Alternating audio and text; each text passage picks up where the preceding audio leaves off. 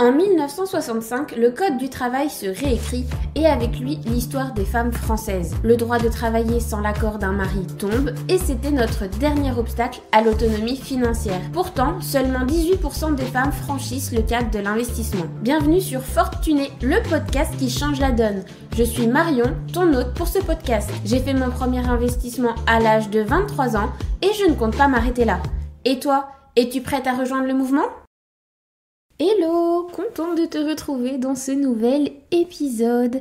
Aujourd'hui, on va faire un petit point mindset, un épisode un peu plus libre, un peu différent. Aujourd'hui, ça va pas être à proprement parler sur de la bourse, de l'immobilier ou les crypto-monnaies. On va vraiment parler de toi, de la femme que tu veux être plus tard, de la vision que tu as et de ce que tu aimerais être dans 5 ans, dans 10 ans. Et bien évidemment, on va parler thunes, parce que sinon, on serait pas sur Fortuné. Sinon, cet épisode n'aurait rien à faire sur cette chaîne de podcast. Mais c'est vraiment que pour moi, il y a un lien indéfectible entre la personne que je veux être, et j'estime que c'est pareil pour toi, et l'argent. Alors bien évidemment, on est toutes différentes, mais quelque part, si tu écoutes déjà ce podcast, c'est que tu aspires à une version de toi-même qui ne t'est peut-être pas accessible aujourd'hui. Et tu vas vite le comprendre, le nerf de la guerre, c'est l'argent. Et parfois, et même pas parfois, le plus souvent, on a tendance à le négliger, surtout en France, où l'argent c'est tabou. On n'aime pas les riches. Et j'espère que tu es prête à changer la donne parce que moi, c'est pas du tout ma vision, tu l'auras compris. J'aimerais déjà te parler de notre relation à l'argent. Le plus souvent, on a la relation à l'argent qu'ont ou qu'avaient nos parents. Si tu n'as jamais remis en cause ce qu'on t'a toujours dit durant ton éducation, il se peut que tu sois du coup d'accord et sur la même lignée que ce qu'on t'a enseigné. Et pour la plupart des Français, l'argent c'est mal, l'argent c'est tabou, l'argent c'est sale, l'argent c'est la racine de tous les maux. On n'est pas beaucoup à avoir eu une éducation financière différente. Mais moi j'aimerais te montrer aujourd'hui qu'en fait il y a une autre perspective. Et que je comprends même pas pourquoi en France c'est pas comme ça qu'on réfléchit. Puisque nous avons un système social si généreux, s'il ne galérait pas un petit peu en ce moment, à la base il est pensé pour être généreux. Mais cet argent il sort pas de nulle part. Il a bien fallu que des gens le gagnent pour qu'on puisse le redistribuer aux autres. Le nerf de la guerre quand on veut du social et des belles valeurs, c'est aussi l'argent. Alors est-ce que toi, la version de toi, de qui tu veux être, nécessite une indépendance financière? Je n'en sais rien. Je pense à croire que oui, sinon tu ne serais pas sur ce podcast à chercher à apprendre à investir. Mais je conçois qu'il y ait des personnes dans ta famille et ton entourage pour qui ce que je vais dire, c'est complètement inconcevable, incroyable, c'est n'importe quoi. Et tu sais quoi, c'est ok, en fait on s'en fiche, moi je suis pas là pour les autres, je suis là pour toi. Voilà un peu comment je vois les choses. J'ai un rapport à la mort un peu spécial. Enfin spécial. J'en sais rien, peut-être que toi aussi tu penses comme moi, enfin tu me diras. Fais-moi tes retours sur Instagram, n'hésite pas à venir discuter et poser tes questions. Mais moi personnellement j'ai un rapport à la mort qui me paraît spécial par rapport aux autres, mais peut-être parce que je suis peut-être la seule à le mettre au centre de chacune de mes décisions.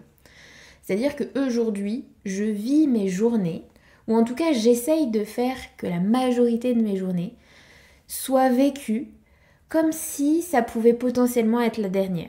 Parce qu'un accident de la vie, ça arrive à tout le monde. Et bien évidemment, j'ai pas du tout envie de mourir demain, on est d'accord. Mais si ça devait être fait, je veux qu'à l'âge que j'ai, je sois fière et ok et alignée avec la personne que j'étais et que je puisse mourir en paix, quoi. Parlons franchement, tout simplement.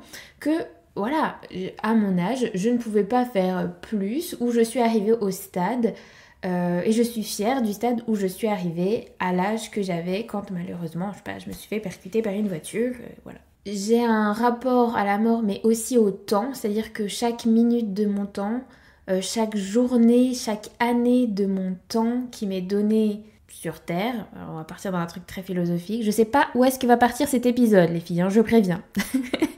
Mais moi si t'es quelqu'un, tu viens m'emmerder et me gâcher du temps qui pour moi est jugé mais tellement précieux, du temps à moi dans ma tête ça vaut de l'or, si toi, petit être extérieur à moi-même, tu viens me prendre ce temps, me le piétiner, me le gâcher, tu n'imagines même pas à quel point je te déteste et t'as pas intérêt à me chauffer longtemps parce que franchement tu risques de le regretter. Le reste du temps je suis un amour, la vie n'est que bonheur et des papillons bleus et roses tous les jours.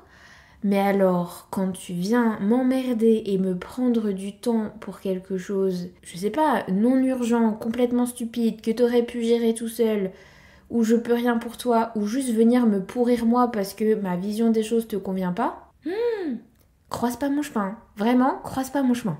Pour moi, c'est impossible de penser que je pourrais gâcher du temps qui m'a été offert. Alors c'est peut-être mon côté sage-femme aussi. J'avoue, je ne travaille qu'avec des femmes qui ont le désir de porter un enfant, qui le portent et qui le mettent au monde. Si tu es déjà maman, peut-être que tu t'en souviens. Si tu es enceinte, bah alors tu le vis et ce que je vais te dire par la suite va te parler. Et si tu ne l'es pas, je pense que tu peux te projeter si en tout cas tu as un désir d'enfant. Quand une femme elle est enceinte, elle porte son bébé comme si c'était, et c'est, la chose la plus précieuse qu'elle a. Ce bébé n'est pas encore né, qu'on est rempli de culpabilité d'avoir mangé un truc qu'il fallait pas, d'avoir goûté une tranche de foie gras alors qu'on nous a dit que c'était pas bien à Noël, que oh là là mais j'ai fait trop de voitures, est-ce que s'il arrive quelque chose je m'en voudrais, est-ce que j'ai pris des risques? Il y a tellement d'interrogations alors que cet enfant il est officiellement pas là. Mais en fait on le sent, on est connecté, en fait pour nous il est déjà là et on est déjà maman à ce stade-là. Et la vie elle prend une toute autre vision, une toute autre réalité qui je pense tant qu'on n'est pas passé du côté maman on ne peut pas réellement comprendre à 100%. Et moi en fait je vois ça toute la journée, je vois toute l'implication émotionnelle, ce dévouement extrême qu'ont les femmes vers leur progéniture en construction et une fois née, et je baigne dedans toute la journée. Et moi je me dis, forcément j'ai été le bébé de ma maman, et franchement ça me tuerait de pas faire honneur à tout ce dévouement, tout cet acharnement. C'est dur quand même d'être enceinte et d'accoucher et d'élever un enfant. Et toi, tu voudrais pas faire honneur à la vie qu'on t'a offert et à tout ce travail et ce dévouement qu'on a fait pour te mettre au monde. Moi, ça me dépasse. Donc aujourd'hui, j'ai envie de bouffer la vie comme le plus beau cadeau qu'on ne me fera jamais, comme une dette que je ne pourrai absolument jamais rembourser. Peu importe le montant d'argent que quelqu'un fera dans sa vie, pour moi le temps, la vie, la possibilité de tout ce qu'on peut faire en étant en vie, enfin il y a tellement de belles choses à faire et en fait, peu importe qui on est, on va pas faire les mêmes choses et c'est ok, hein, on s'en fout d'ailleurs, mais mince quoi, il y a tellement de moyens de kiffer, de faire des choses qui sont alignées avec nous et quelque part de rendre un peu de tout ce qu'on nous a donné, de redistribuer. Enfin, moi, je trouve ça génial et je suis désolée. Mais moi, dans la femme que je veux être dans 3 ans, dans 5 ans, dans 10 ans, dans 20 ans, dans 30 ans, s'il n'y a pas d'argent, cette fille-là peut pas exister. Et ça, c'est impensable. Et encore une fois, on va pas avoir les mêmes steps, on va pas avoir les mêmes envies, on va pas avoir les mêmes objectifs et on va pas du coup avoir besoin de du même montant d'argent, on va pas en faire non plus la même chose et grand bien nous en fasse, c'est pas la question, on s'en fout complètement. Mais moi j'aimerais te poser la question aujourd'hui. La femme que tu es, est-ce qu'elle te satisfait? Oui, non, en partie. Ok. Qu'est-ce qu'il faut améliorer pour en être satisfaite aujourd'hui? C'est quoi la vision de toi que tu aimerais dans les 5 prochaines années arriver à mettre en place? Dans 10 ans, dans 20 ans, dans 30 ans, dans 50 ans si tu veux, tu fais le jeu jusqu'à ce que tu veux. C'est quoi ta vision de toi? Et mets-toi au moins 3 timings, un court terme, un moyen terme, un long terme. Le moyen et le long terme, il est peut-être moins précis que ce que tu as en court terme. Forcément, ton objectif court terme, il va être plus précis. Tu vas peut-être pouvoir plus le chiffrer parce qu'il est plus tangible, il est plus Parce qu'il est plus proche, tu sais d'où tu pars, tu sais où est-ce que tu peux arriver à ce moment-là. C'est quelque chose de plus parlant. Mais on a tous une vision, même si elle n'est pas encore très définie, de ce qu'on veut être dans 20 ans, dans 40 ans. Moi, dans ma tête, il y a la femme que je veux être pour ma trentaine, la maman que je veux être dans 10, 15 ans. J'ai aussi une vision de ma vie de famille plus ou moins précise. Le budget, bien évidemment, l'argent y relatant, dépendra de ce qui s'est passé sur l'étape 1, bien évidemment, mais il y a quand même une fourchette. Et il y a la femme qui s'approchera de sa fin de carrière, de sa fin de vie, de l'arrivée des problèmes de santé. On n'y échappera pas, alors autant les anticiper, écoutez. C'est comme ça. Et tu peux décider maintenant de travailler aujourd'hui pour les femmes que tu seras demain et de les vivre et d'avoir la vision de toi plus tard qui se réalise tout simplement parce que tu auras déjà fait l'exercice aujourd'hui de qu'est-ce que je veux pour moi plus tard, qui je veux être, ça ressemble à quoi ma vie à moi plus tard. Et du coup, en découler les actions que tu dois mettre en place dès aujourd'hui. C'est comme ça que c'est le plus simple parce qu'aujourd'hui, ça va être peanuts dans ton quotidien. Mais parce que tu l'as mis en place aujourd'hui, ça aura eu le temps d'énormément grandir, de proliférer. Ça aura fait plein de petits, et là je te parle pas de petits humains, je te parle de petits billets, de petites thunes sur ton compte en banque, et ce qui te permettra du coup d'accéder à quelque chose que si tu n'avais pas anticipé, si tu n'avais pas prévu, si tu n'avais pas visualisé, tu n'aurais pas mis en place les actions, et tu te serais retrouvé à l'échéance du coup dans 40-50 ans à il est trop tard en fait maintenant pour y penser. Tu auras la situation qu'il est maintenant parce que la situation que toi tu rêvais, et j'insiste sur le mot rêve, je te demande pas la situation acceptable. On est tous capables d'arriver à la situation acceptable, de mettre un petit peu de nourriture dans l'assiette et d'avoir un toit sur la tête. On est toutes capables d'y arriver avec plus ou moins d'efforts, mais voilà, relativement facilement, sans avoir à investir. Moi, la femme de mes rêves à la retraite, elle va jamais en maison de retraite. Elle va pas vivre dans un tout petit appartement alors qu'elle a vécu la belle vie parce qu'elle se retrouve seule et qu'elle n'est pas capable d'assumer les frais d'une plus grande maison. D'ailleurs, elle va pas changer de maison parce que la maison qu'elle aura mis toute une vie à acquérir, qui lui ressemblera, dans laquelle elle aura ses meilleurs souvenirs, et à la fin, elle n'a pas envie de la quitter.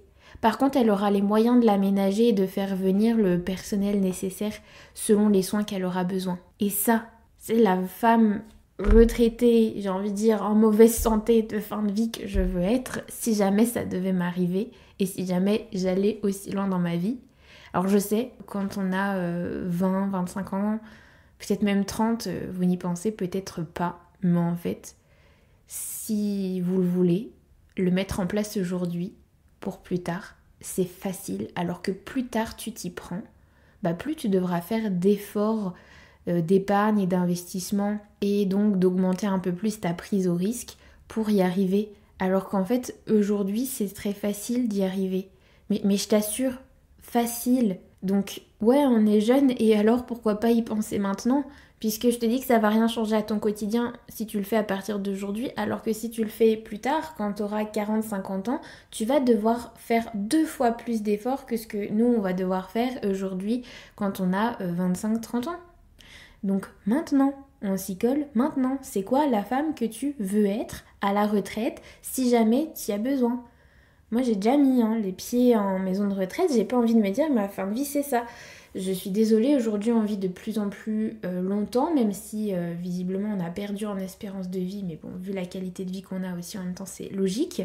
On vit quand même longtemps par rapport à ce qu'il était permis à l'espèce humaine de faire il y a quelques siècles. Mais moi, c'est pas pour la vivre complètement impotente et en ayant 4 petits murs de 9 mètres carrés, alors qu'un jour j'avais une baraque, je sais pas, qui faisait 100, 200, plus mètres carrés, 300, soyons fous. En fait, c'est pas possible. C'est pas ok. Mais pour ça, il faut accepter de parler d'argent. Pour ça, il faut accepter de comprendre que le nerf de la guerre, c'est l'argent. que l'argent, c'est un outil, c'est un moyen. C'est quelque chose qui te permet de troquer, d'échanger. Ça peut te permettre de faire des choses bien aussi. Toutes les œuvres caritatives, les ONG, les associations. Mais tout ça fonctionne sur don, sur du bénévolat. S'il n'y a pas des gens qui ont de l'argent à mettre dans ces associations, je vous rappelle qu'il n'y en a pas.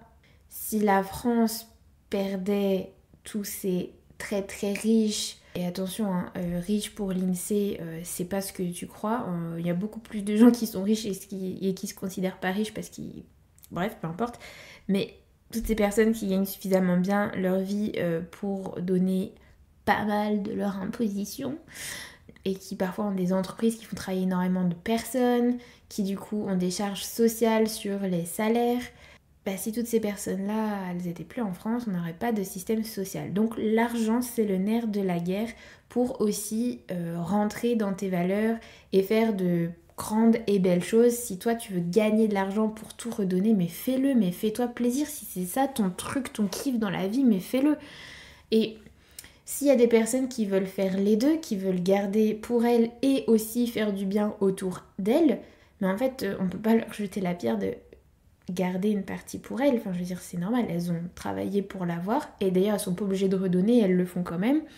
Bon, bah, en fait, la vision que tu peux peut-être avoir d'un riche, elle est pas forcément réelle, elle est pas forcément l'image pour tous. C'est comme si je te disais que tous les pauvres étaient identiques, que tous les Français c'était les mêmes, que toutes les femmes bah, c'est pareil, que tous les chats sont identiques, bah tous les riches ne sont pas les mêmes. Bien sûr que tu peux être un con et riche, mais je t'assure, hein, tu peux être pauvre et con aussi. Ça, c'est pas l'argent qui définit si t'es con ou si t'es une belle personne. Tu peux être une belle personne riche, c'est juste qu'en étant riche ou simplement en étant libre financièrement, bah en fait tu peux faire des choses très très belles. Tu peux choisir d'investir dans l'écologie, tu peux choisir d'investir dans des entreprises qui ont une politique RSE très poussée avec une vie pour les collaborateurs, une hygiène de travail très attractive. Tu peux vraiment, t'as moyen de dire mon argent il va servir à ces valeurs-là, et ça c'est hyper puissant. Mais pour ça, pour devenir la femme que tu veux être, la femme que tu visualises là dans ton cerveau maintenant que je te le demande, on va avoir tout un point commun dans ce cas-là, c'est qu'il va nous falloir une indépendance financière. Alors, est-ce que l'indépendance financière, ça te parle? Parce que c'est pas juste avoir assez d'argent pour s'offrir des luxes l'un après l'autre. L'indépendance financière, elle n'a pas un critère monétaire. Je vais pas te dire tu seras indépendante financièrement le jour où tu gagneras tant tous les mois, où tu auras tant sur ton compte en banque. Pas du tout. Une indépendance financière, c'est la capacité, toi, à te sentir libre, c'est-à-dire libre de faire des choix en fonction de ce qui te rend heureuse et que tu n'as plus besoin de faire en fonction de ton solde bancaire. Et encore une fois, comme on n'aspire pas toutes à la même vie, aux mêmes activités, aux mêmes dépenses, voilà, qu'on est complètement différentes, finalement, notre indépendance financière ne va pas se baser sur un montant. Il y en a qui vont se sentir libres financièrement avec juste 3 000 € sur leur compte. D'autres, il leur faudra un salaire de 10 000 € par mois. D'autres, beaucoup plus. D'autres, 2 000 € par mois, ça suffit et je suis libre d'être heureuse et d'avoir la possibilité de faire tout ce qui me plaît parce que moi, j'aspirais pas à plus, ça m'intéresse pas d'avoir un jet privé ou ce genre de choses, tu vois. En fait, être indépendante financièrement, et moi je confonds ça aussi beaucoup avec le fait d'être riche, même si riche, c'est vrai que normalement il y a un montant derrière, mais par les organismes de statistiques de l'INSEE. Mais pour moi, être riche, c'est comme être indépendance financière. C'est le simple fait de pouvoir faire ce que tu as envie de faire sans avoir sans arrêt à actualiser ton compte en banque sur ton application et de savoir si tu peux te permettre d'acheter telle chose ou de partir à tel endroit ou pas en vacances. C'est quand t'as plus besoin de compter et en fait tu sais pas forcément combien tu as sur ton compte, mais tu sais que là, si tu dépenses ça ou pas, ça passe.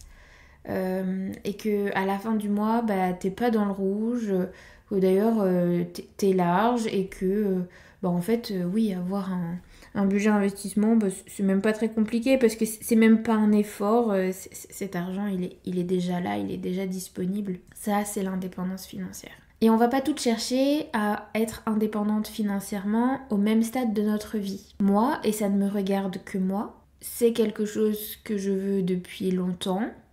D'une certaine façon, je l'ai déjà, mais je le veux encore plus. J'aimerais effectivement monter d'un step. J'aspire vraiment à pouvoir faire beaucoup de choses et pas que pour moi.